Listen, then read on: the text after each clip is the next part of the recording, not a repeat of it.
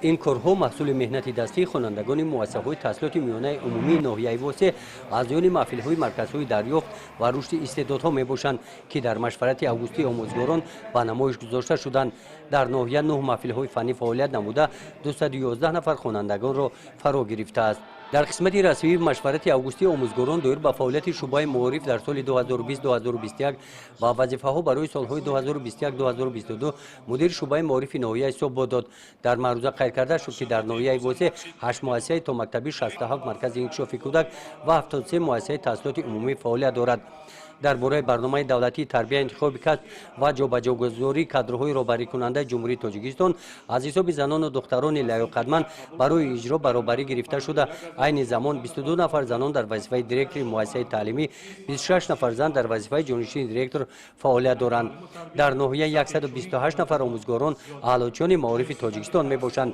جهت انتخاب درست و باشعورانه کسب در نزد مؤسسه‌های تحصیلات عمومی 23 عدد کابینت‌های تکنولوژی، 29 عدد کابینت تکنولوژی کسب برای دختران، 3 عدد کابینت صنعت تصویری و نقشه کشی، 4 عدد کابینت موسیقی و سرود عمل میکنند. در سال تحصیلی 2020-2021 معارفچیان ناحیه در مجموع 199 عدد مدال به دست آوردند. در المپیاد فنی جمهوری 33 نفر خوانندگان سزاوار جایهای یکم، دوم و سوم گردیدند. علاوه بر این خوانندگان مؤسسه‌های تعلیمی ناحیه واسه در آزمون‌های بین المللی اشتراک نموده صاحب 7 مدال طلا، 9 مدال نقره و 26 مدال برنجی گردیدند. در برآمد رئیس ناحیه واسه قید کرده شد که طبق امر پرزیدنت جمهوری تاجیکستان درباره آمادگی به جشن 30 سالگی استقلال دولتی جمهوری تاجیکستان معارفچیان ناحیه در کارهای آبادانی و بنیادکاری فعالانه اشتراک نموده سهم ارزنده خود را گذاشته ایستادند.